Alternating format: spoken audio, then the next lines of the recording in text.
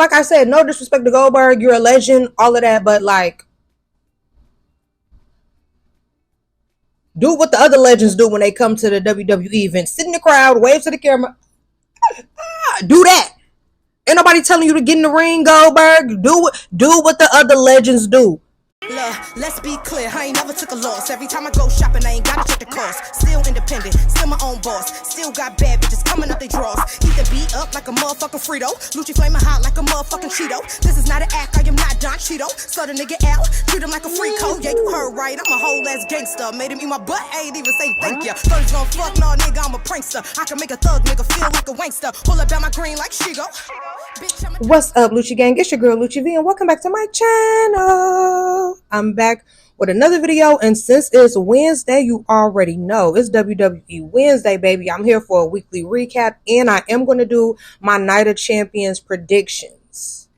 So if you would like to get into a little wrestling tea with me, you know what to do. Stay tuned to this video right here. But first, make sure you like, comment, subscribe, hit that notification bell, ding, ding, ding. Okay, you guys, happy Wednesday. It's actually Tuesday for me right now while I'm filming this. It's like 11:30 p.m. That's why I'm in my PJs, y'all. I've been filming content all day, and I knew that I would not have time to film my Wednesday video tomorrow because it's my nephew's birthday party, and I already missed last Wednesday because I was out of town, and I did not want to miss 2 Wednesdays in a row because y'all know I love my WWE subscribers, okay? Period. So, first of all, let's get into a little tea, okay? Let's talk about my girl, Liv Morgan.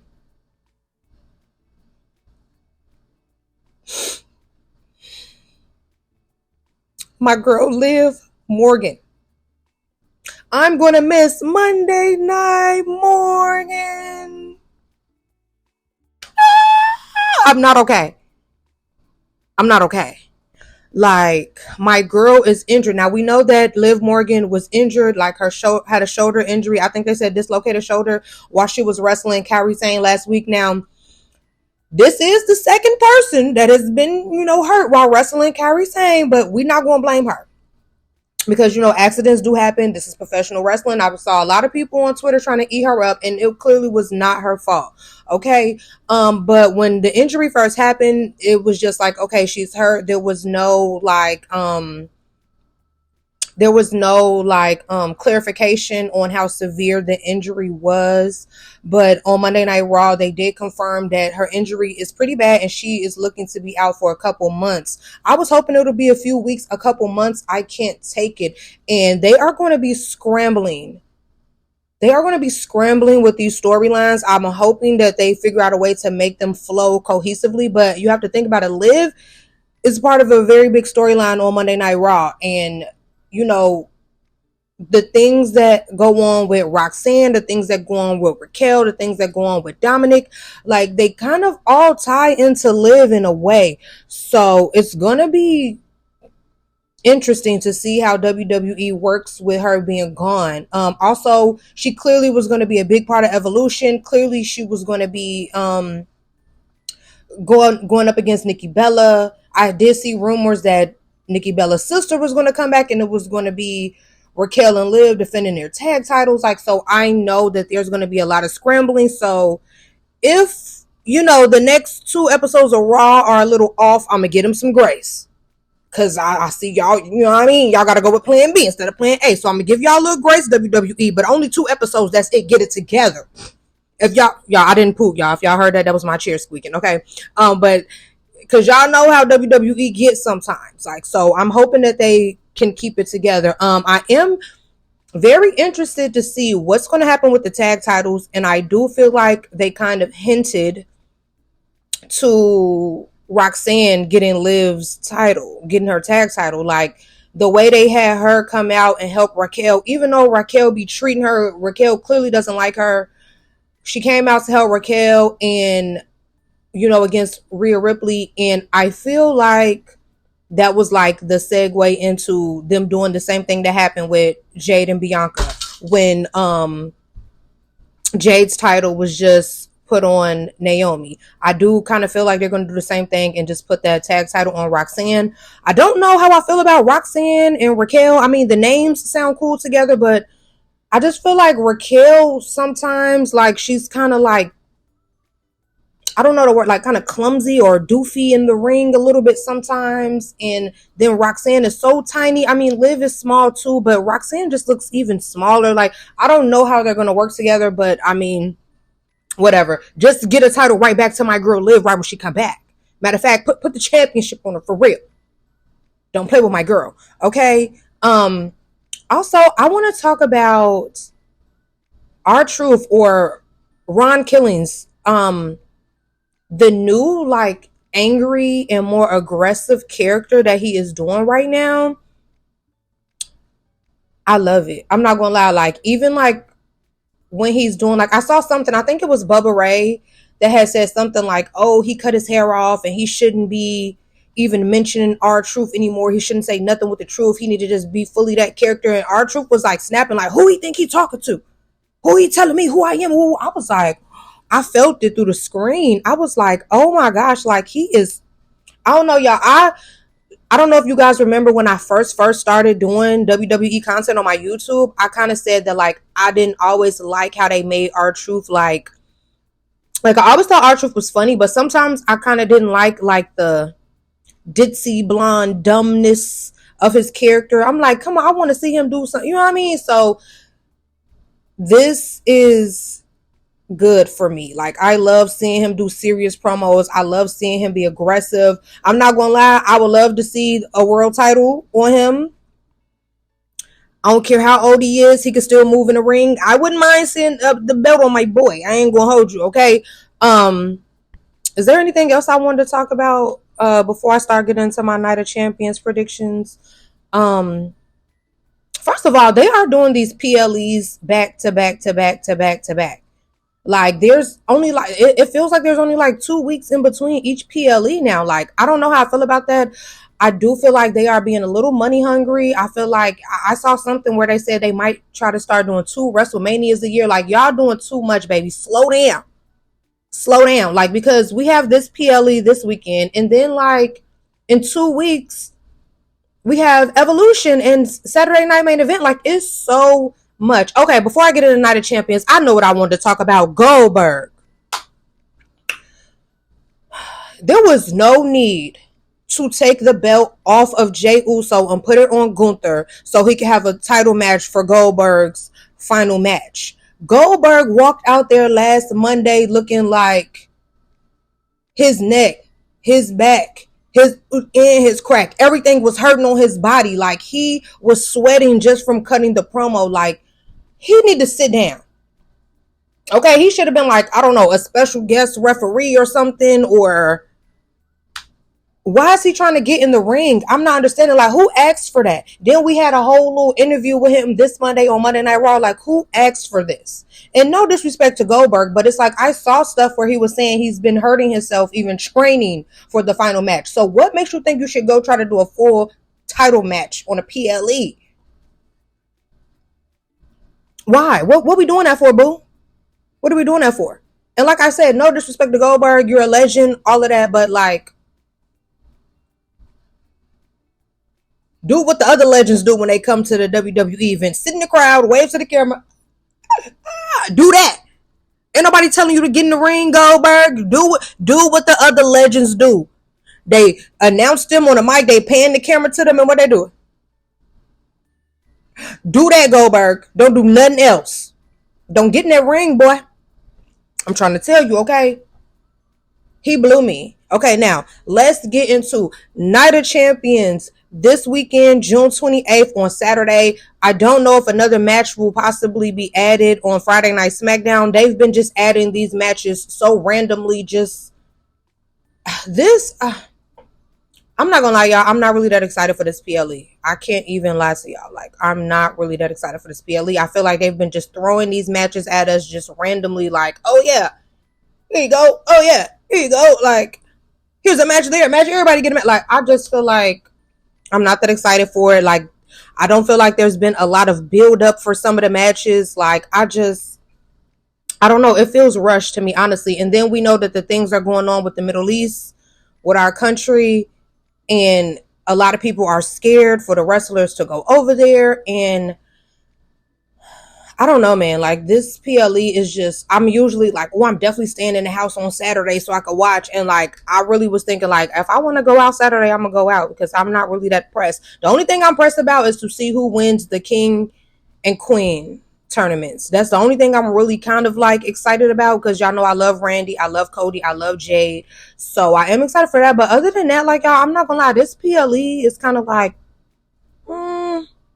but okay, let's talk about the match card and let's get into my predictions. Okay, y'all, now I'm not gonna lie. Y'all know my predictions. If y'all been watching my prediction videos for a while, y'all know I'm usually like 99.9% right most of the time with my predictions. Like I think I may be like every time I do a prediction, I maybe get one wrong, sometimes none. Like, but at the most maybe one wrong. Like I'm pretty good with my predictions, and I base my predictions off of like build up and storyline and things I'm seeing. And since there's not a lot with some of these matches, I'm kind of just like, I don't know, I'm kind of going off of what I think would make sense moving forward storyline wise. You know what I'm saying? Okay, so as we know, Dominic Mysterio was supposed to defend his IC title against AJ Styles, but they announced on Monday that that match is canceled because Dominic is injured. I'm not really sure what's the backstory on that and why he's not going. I did see a rumor that the wrestlers were allowed to choose if they wanted to travel to the Middle East or not, like, you know, after the things have been going on. I'm not really sure though. I try to do some snooping with my little behind the scenes people that I talk to sometimes to get like some inside scoop, and no one really knows like what's for sure with that situation, but that match is not happening. Okay, so let's start off with what I think is probably going to be the opening match. I'm not sure though, but Sami Zayn versus Karrion Kross. Now everyone kind of has been rooting for Karrion Kross. You know, he did that crazy impromptu promo during his interview. Like people couldn't tell whether it was scripted or not, but basically he was complaining about like not getting utilized the correct way in WWE, and then boom, next thing you know, we saw him on WWE TV the next week. Okay, so Karrion Kross versus Sami Zayn. I know that a lot of people want Karrion Kross to get his big moment, but I can't lie, I feel like Sami Zayn cannot take a loss right now. I just feel like he can't take a loss right now in order for him to stay him, if you understand what I'm saying. So I'm going to say that Sami Zayn will take the W on that, okay? Then for the United States Championship, Jacob Fatu versus Solo Sikoa.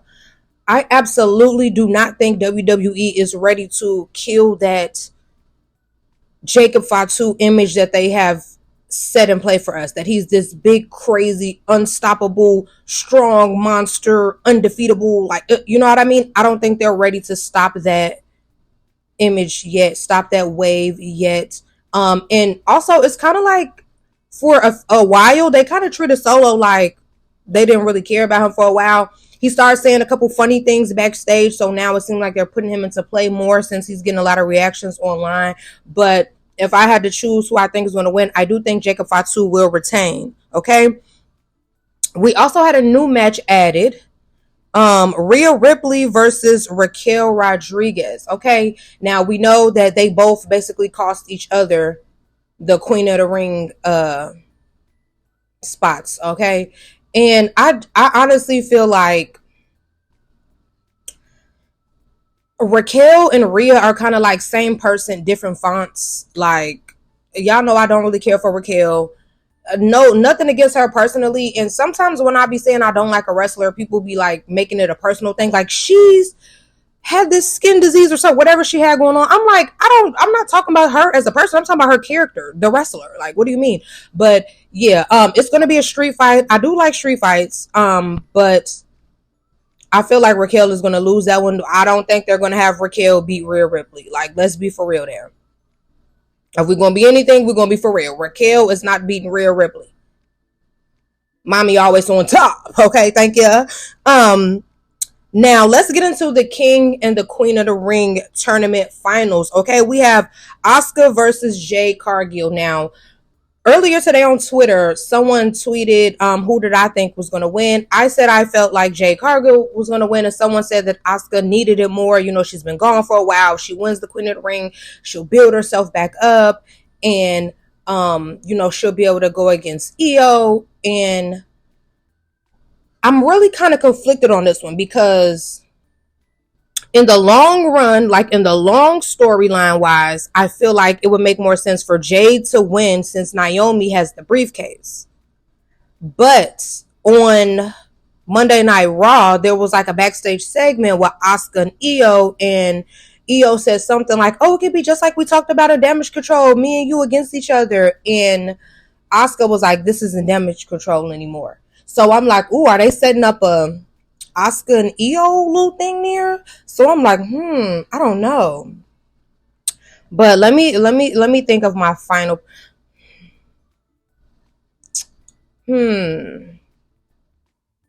I don't know, y'all. Okay.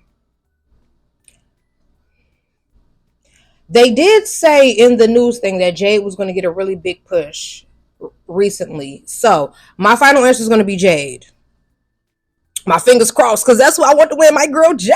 Y'all, does Jade ever repeat her gears? Because it seems like she always has a new gear on every time she comes out. Like, she is so T, okay? Now, for the King of the Ring tournament final, oh my gosh, they have been teasing this for so long. Randy Orton versus Cody Rhodes. I feel like they have been teasing us with this for so long. Like, when Cody was still the champion, Randy was eyeing, they would zoom in on Randy eyeing the belt. He was saying little slick stuff about the belt. So I feel like they have, like, I love both of them, so I don't want either one of them to lose. Like, that's what's irritating to me. But I do feel like Cody is going to take the win. I don't feel like Cody and John Cena's story is over just yet. So that's what's making me lean more towards Cody. I just feel like they're not done playing off of him and John Cena together. Like, I don't know. It's just something I feel. I feel like it's not done yet. So I feel like Cody will be the king of the ring and Jade Cargill will be the queen of the ring. Okay, now let's talk about the main event for the WWE Championship. John Cena versus CM Punk. Okay, now I definitely think in a regular brawl, CM Punk would definitely tear John Cena up. I ain't gonna lie, he's from Chicago. I feel like he'd tear him up. But I don't know. I kind of feel like they're not ready for John Cena to lose the belt yet. I do feel like maybe Seth Rollins will come into play to cost CM Punk the championship. I don't know if he's going to cash in just yet. I'm really ready for a cash in, y'all. Soon as they get the briefcase, I be anxious for the cash in. Like, hurry up, cash it in. Like, when Tiffany took so long to cash in last year, I was so mad. Like, cash it in, cash it in, cash it in. Come on, cash it in, cash it in. Okay. But I think my final answer is gonna be John Cena. Okay. So Night of Champions will be this Saturday. If they add another match on Friday, I don't know, maybe I'll wake up Saturday morning and try to hurry up and do the prediction for that. But if not, follow me on Twitter. My name on Twitter is LuchiV, the same as my YouTube. I do live like tweets as the events are going on. Everyone thinks my tweets are so funny. I'll be serious though. But yeah, comment down below, you guys. I would love to know you guys' Night of Champion predictions, y'all. Comment down below. Y'all already know I love y'all. Hope you guys enjoyed this video. Excuse my pajamas, y'all, and thank you for watching.